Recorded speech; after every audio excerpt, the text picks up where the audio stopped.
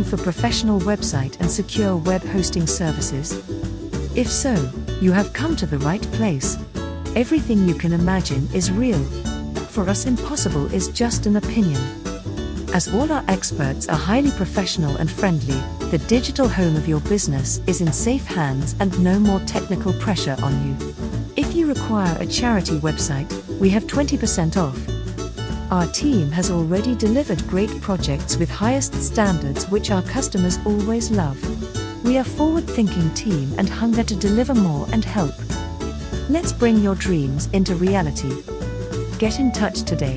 Contact at ethiopiatodayofficial.org. Welcome to Ethiopia Today. We will be focusing on the following topics on our presentation. President Sahel Work-Zewde said the lessons His Holiness Abuna Merkorios taught us about perseverance, suffering, reconciliation, and understanding will live forever with us. First Prosperity Party, PP Congress concludes drawing resolutions. Ethiopian government urged to remove bottlenecks on development of ECommerce. Unitams head calls to deescalate violence in Darfur and across Sudan. If nuclear World War III happens, who has more potential to win? The details are as follows.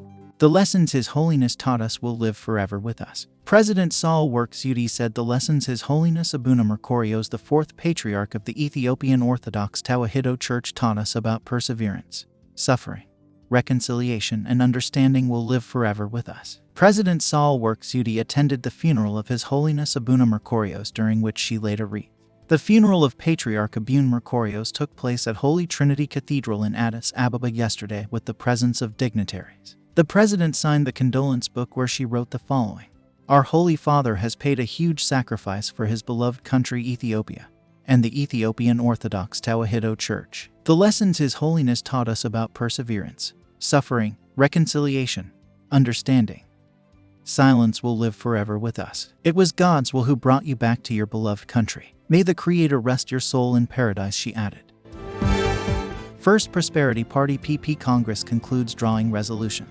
The first Congress of Prosperity Party PP successfully concluded Sunday, March 13, 2022. The Congress, which has been going on for the past 3 days, has concluded with a 6-point statement outlining the party's future direction. It has also elected 225 members of Central Committee and 45 members of the Executive Committee. The Congress also elected President and 2 Vice Presidents of the party yesterday. Abiy Ahmed has been elected as President, Adam Farah and Demika Mekonnen as Vice Presidents of the Prosperity Party. Following the election, PP President Abiy told the Congress that support in knowledge, labor, and any other form is much needed from the members beyond the votes casted. "I appeal to you all for support as much as you can so that we can fulfill the historic opportunity given to us to sustain Ethiopia," he said, adding that nothing can be changed without your hard work and struggle. The president finally expressed his hope that the members would proudly meet at the next Congress by registering successful work if all support the leadership.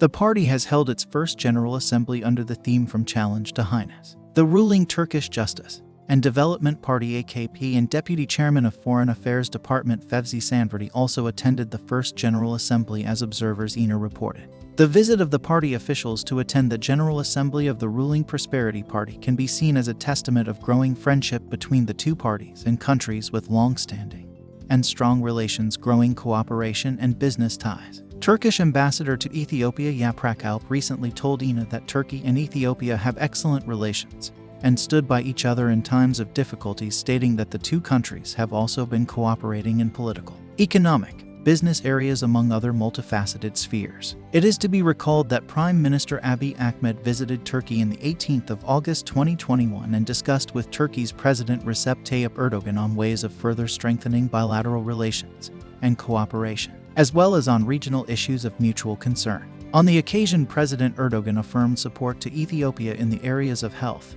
culture, agriculture, education, industry development, science and technology, youth, sports, and strengthening trade relations. President Erdogan in particular expressed commitment to triple the volume of trade between the two countries. Turkish business people have recently become one of the largest private sector employers in Ethiopia by employing more than 20,000 Ethiopians, with over 200 Turkish companies with total investment volume of about $400 million. Prime Minister Abiy's visit to Turkey last year was culminated with the signing of 4 significant agreements, it was learned. Ethiopia and Turkey accordingly signed Memorandum of Understanding of various cooperations and fields including water, military and financial matters. Prime Minister Abiy Ahmed has also participated at the Third Turkey-Africa Partnership Summit in Istanbul, where he commended President Erdogan for sustaining a platform that continues to advance cooperation between Turkey and Africa. The relation between Ethiopia and Turkey marked 125 years when the two leaders met last August. The two countries started diplomatic ties back in 1896. Government urged to remove bottlenecks on development of e-commerce. The government of Ethiopia needs to remove bottlenecks in the development of e-commerce, as there is a huge potential for e-commerce in Ethiopia, according to Africom Technologies Chief Executive Officer, reported by ENA. Speaking at a workshop on e-commerce in Ethiopia Challenges and Prospects, Africom Technologies CEO Bahru Zayanu said the government is showing increased commitment to the development of e-commerce in Ethiopia. It needs to quicken its pace and remove major obstacles hindering the growth of the sector. According to him, the National Digital Strategy 2025, adoption of the Electronic World Trade Platform, the National ID Project, Electronic Transaction Proclamation, the liberalization of the telecom sector, including government-led projects like ICT Park among others, demonstrate the government's commitment to e-commerce. Yet the government needs to accelerate its pace in addressing the major obstacles to the growth of the sector, he stated. The CEO pointed out lack of coordination among government institutions, absence of regulatory framework that formally recognizes e-commerce operators are a few of the barriers to the sector. E-commerce has a great future if the government addresses the issues of digital literacy, Bahru said, recalling that there are more than 54 million mobile and 22 million active data service users in Ethiopia. The country also needs to address issues of the national payment system, he stressed. Addis Ababa Chamber of Commerce and Sectoral Associations Secretary General Shibeshi Beta Mariam said on his part that there is a burgeoning market in the e-commerce. The government has to give due attention to solve the problems e-commerce is facing in the private sector. The Secretary General revealed that several e-commerce actors, including renowned world players, are joining the Ethiopian market. He therefore called on the government to fasten its pace to remove bottlenecks on the expansion of e-commerce. The one-day workshop was organized by the Addis Ababa Chamber of Commerce and Sectoral Associations. Sudan. Unitams head calls to de-escalate violence in Darfur and across Sudan. The Special Representative of the UN Secretary-General STSG for Sudan and head of the UN Integrated Transition Assistance Mission in Sudan, Unitams, Volker Perthes, has appealed to all parties to put an end to the current wave of violence that is destabilizing the country, and that those responsible must be held accountable, Dabanga Sudan reported. In a statement issued by his office on Saturday, Perthes cites reports received by the UN over the past week of violent incidents in and around Jebel Moon in West Darfur. This has included the burning of villages and the unfortunate death of tens of Sudanese, which represents another alarming sign of the increasing instability in Sudan. The statement says that SRSG is deeply concerned about the situation and calls on Sudanese authorities to work actively to restore stability in the region and urges all parties to act with restraint in order to prevent further violence. These events in Darfur are taking place while violence in Khartoum continues, including the deaths of 2 protesters during last Thursday's demonstration and ongoing excessive force against protesters, Perthes laments. He calls on all parties in Sudan to work towards the implementation of the National Plan on Civilian Protection, which the UN supports, and to seek a common path towards the respect for human rights, long-lasting peace, democracy, and stability in Sudan. The SRSG concludes his statement by offering condolences to the families of the victims. As previously reported by Radio Dabanga in a separate statement on Thursday, Unitams and then the African Union announced that they will collaborate with the Intergovernmental Authority on Development (IGAD) to support Sudan's democratic transition. They warned that Sudan has little time left to find a solution to the current political process if it wishes to avoid more disastrous consequences. In that statement, Perthes called on the Sudanese parties to speed up finding a solution to the country's political crisis. "We don't have much time, and we've seen in the last 4 months the deterioration of the security, political, and economic situation," he said. If nuclear World War III happens between the US and Russia, which one has more potential to win the war? What are the pros and cons of Russia and the US? Putin recently unveiled some strategic invincible weapons that can't be intercepted. The world's governments figured out long ago that nobody wins a nuclear war. Let's say a surprise Russian first strike takes out 100% of the US intercontinental ballistic missiles, trashes the Air Force's heavy bomber fleet, and kills all major cities of the US, says Keith Burton, who was a nuclear war survivalist in the Cold War. The US lost, right? Asks Burton. The catch is, The US has 6 to 8 ballistic missile submarines at sea when this happened. Each one carries nearly 200 nuclear warheads. So we'd be retaliating with at least 1,200 warheads, sufficient to destroy every city in Russia, along with every military base, industrial center, dam, major highway intersection, airport, and more. So even if the Russians technically got a higher score by killing a higher percentage of than the Americans do them, both nations are now wastelands with no infrastructure, communications, or economy, says Burton. Both nations have functionally ceased to exist, leaving isolated towns to act as independent city-states. So we both lost, and lost bad. Wars happen because one side's leader decides he can profit somehow.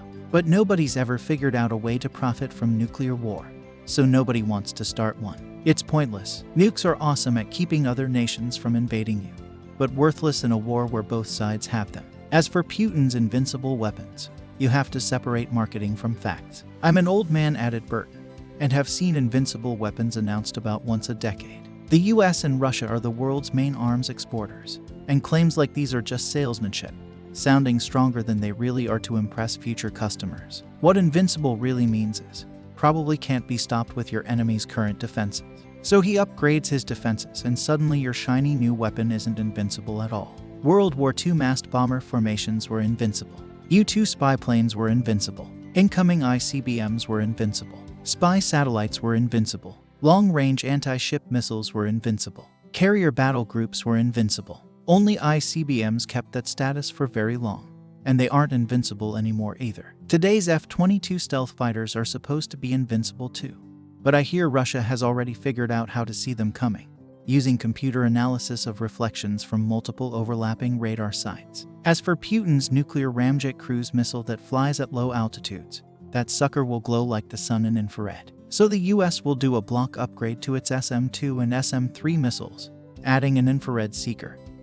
And then the Russians will be easy to intercept. But radar can't see them because they're flying low. Right. True. So the US also have to do a software upgrade on their existing constellation of IR monitoring satellites. So the satellite can send tracking information direct to its Aegis defense system, which steers the intercepting missiles until Russia get close enough to see it themselves. Problem solved. Now it's just another supersonic cruise missile, only 100 times as expensive as the others. Let's also note Russia doesn't have any of those nuclear ramjet missiles. It's a paper design, not a real deployable weapon, says Burton. A new advanced weapon system can take over a decade to get fully debugged and do everything that was promised. Look at the US F-35 fighters, and the FB-111 before that, and the F-14 before that. And so it was nice of the Russians to let the US know this new cruise missile's coming, so America can already start working on countering it. Oh, and incidentally, it isn't a new idea. The US worked on a very similar project back in the late 1950s, called SLAM. Be sure to check out the section titled Innovations, which describes some of the enormous problems we discovered with this type of weapon. Thanks for staying with us. If you enjoyed our presentation, give us a like and share to your social contacts. And also don't forget to subscribe and tap on the notification bell if this is your first time. Please also check on our collection of favorites on the description section below. See you on our next video. Many thanks. May God bless Ethiopia and its people.